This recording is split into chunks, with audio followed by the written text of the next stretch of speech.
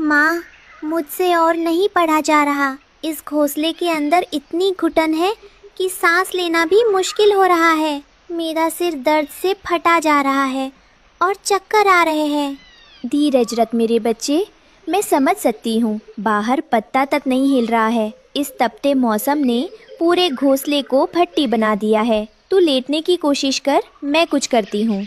माँ, हमारे सामने वाले पेड़ पर जो गोरी कौवी आंटी रहती है, उन्होंने शहर से एक बहुत बड़ा और चमकीला एयर कंडीशनर लगवाया है।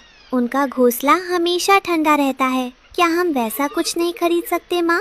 एसी? नहीं कुकू, हमारे पास इतने पैसे कहाँ कि हम शहर के महंगे बिजली वाले उपकरण खरीद सकें। लेकिन मैं अपनी आँखों के सामने अपने बच्चे को इस तरह तड़पते हुए भी नहीं देख सकती। मुझे अपने दिमाग का इस्तेमाल करके कोई देसी रास्ता निकालना ही होगा। रानो चिड़िया हार मानने वालों में से नहीं थी। वो तुरंत उड़कर नदी किनारे कुम्हार के पास गई और वहाँ से मिट्टी का एक बहुत बड़ा और भारी मटका लेकर आई।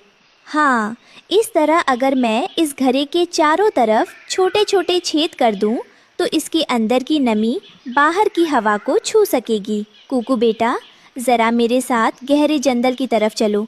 वहाँ एक खास चीज़ लानी है।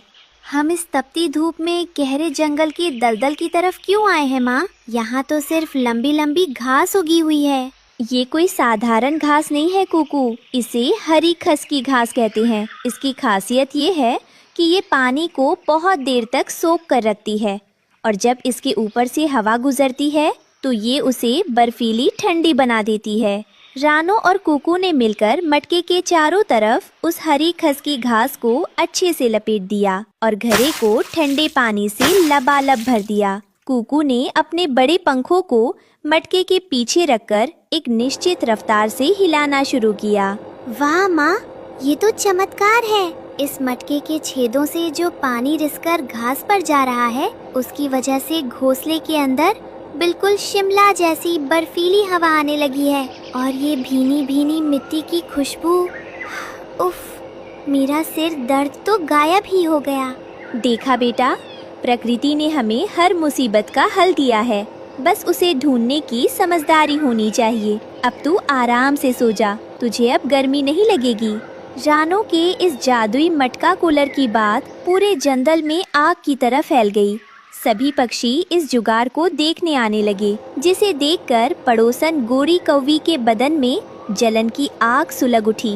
वाह भाई रानो, कमाल का दिमाग पाया है तुमने। इस भयंकर धूप में जहाँ उड़ते उड़ते हमारे गोरी कौवी अपने नए चमचमाते हुए लोहे के बड़े बिजली वाले कूलर के सामने खड़े होकर जोर से हंसते हुए कहती हैं, अरे ओ रानो, पूरे जंगल के पक्षी कह रहे हैं कि तुमने कोई नया अजूबा बनाया है। जरा मैं भी तो देखूं। उफ, ये क्या है? एक मिट्टी का पुराना घड़ा और ये गंदी सी घास फूस। हा, तुम देहाती पक्षी हमेशा देहाती ही रहोगे। गोरी कौवी बहन, दिखावे में क्या रखा है? मेरा ये मटका कूलर बिना किसी खर्च के मेरे बेटे को सुकून की नींद दे रहा है। मेरे लिए यही काफ़ी है। अरे रानो, ज़माना बदल गया है, कुछ पैसे खर्च करना सीखो। ये देखो, शहर का असली लोहे का बिजली वाला कूलर।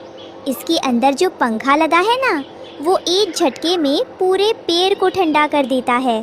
तुम्हारी इस मिट्टी की गुल्लक की औकात मेरे इस महंगे कूलर के सामने एक ढीले की भी नहीं है। गोरी कौवी आंटी, आपका कूलर बहुत महंगा हो सकता है, लेकिन ये बहुत आवाज़ करता है और इसके लिए बिजली की ज़रूरत पड़ती है। हमारी माँ का बनाया कूलर पूरी तरह प्राकृतिक है। तुम अपनी माँ की तरह ही अकल के कच्चे रहोगे कुकू।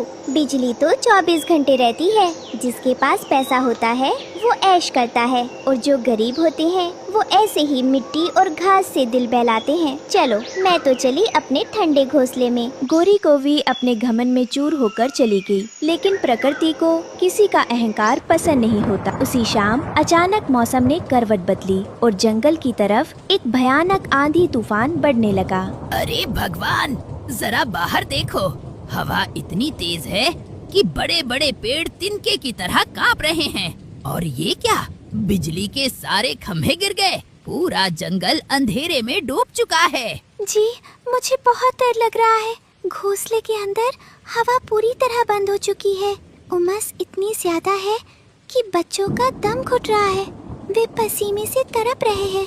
कुछ कीजिए ना। पापा, पापा, मुझे सांस लेने में दिक्कत हो रही है। बहुत सफोकेशन हो रही है। प्लीज पंखा चालू करो ना। बेटा, कहाँ से चालू करूं? पूरे जंगल की बत्ती गुल है। बाहर का तापमान 45 डिग्री पार है और ऊपर से ये भयानक तूफान। खिड़की खोली तो धूल अंदर आएगी, बंद रखी तो घोंसला भट्टी बन जाएगा। तूफान इतना जबरदस्त था कि उसने जंगल के बड़े बड़े ट्रांसफार्मर और बिजली के खंभों को उखाड़ फेंका। देखते ही देखते पूरे जंगल में पूरी तरह से ब्लैकआउट हो गया। अरे ये बिजली को भी अभी जाना था। चालू हो जा भाई। इस लोहे के डिब्बे के अंदर हवा आने का कोई और रास्ता भी नहीं है। उफ, घोंसले के अंदर तो दम घुट रहा है। लोहे की चादरें धूप से तपकर और गर्म हो गई हैं। गोरी कौवी के घोंसले के अंदर का तापमान लगातार बढ़ रहा है। लोहे का कूलर बंद होने के कारण एक कबाड़ का टुकड़ा बन चुका है। गोरी कौवी के बच्चे गर्मी और घुटन से तड़प रहे हैं। नहीं, मैं यहाँ नहीं रह सकती। ये लोहे का कूलर तो मेरे घोंसले को और ज्यादा गर्म कर रहा है। बाहर हवा भी बंद है। मैं क्या करूँ, कहाँ जाऊँ? जंगल की बिजली पूरी तरह गुल थी और उमस अपने चरम पर थी। लेकिन रानो चिड़िया का घोंसला इस संकट के समय में भी पूरी तरह शांत, खुशबूदार और बर्फीला ठंडा बना हुआ था। देखा कुकू बेटा, बिजली रहे या ना रहे, मिट्टी की तासीर हमेशा ठंडी ही रहती है। हमारी हरी खसकी घास इस शांत हवा को भी सोख कर घोंसले को महका रही है। तभी घोंसले के दरवाजे पर एक साया आता है। वो गोरी कौवी है। उसके पंख पसीने से भीगे हैं, चेहरा मुरझाया हुआ है और वो हाँफ रही है। उसके हाथ में उसके बच्चे हैं जो बेहोश होने की हालत में हैं। रानो बहन, मुझे माफ कर दो। मेरे घोंसले के अंदर दम घुट रहा है। मेरे बच्चे गर्मी से मर जाएंगे। क्या मुझे तुम्हारे इस मिट्टी के घड़े के पास थोड़ी सी जगह मिलेगी? मैं अपने घमंड की सजा भुगत रही हूँ। अरे गोरी कौवी बहन, तुम ये क्या कह रही हो? अपनों के बीच कोई माफी नहीं होती। जल्दी अंदर आओ। कुकू, जल्दी से आंटी के बच्चों के मुंह पर इस मटके का ठंडा पानी छिड़को और हवा करो। रानो, मैं कितनी बड़ी बेवकूफ थी जो सुख, सुरक्षा और समझदारी इस मिट्टी और प्रकृति की गोद में है, उसे मैं पैसों की चकाचौंध में ढूंढ रही थी। मेरा वो महंगा लोहे का कूलर आज एक कचरे का डिब्बा बन गया और तुम्हारे इस जादुई बटके ने मेरी और मेरे बच्चों की जान बचा ली। मुझे माफ कर दो बहन। गोरी कौवी बहन, पैसा सुविधाएं खरीद सकता है, लेकिन संकट के समय को काम आता है। वो है हमारा पारंपरिक ज्ञान और हमारी प्रकृति। जब तक हम धरती माँ के करीब रहेंगे, हमें किसी चकाचौंध की जरूरत नहीं पड़ेगी। बिल्कुल सही कहा रानो बेटा।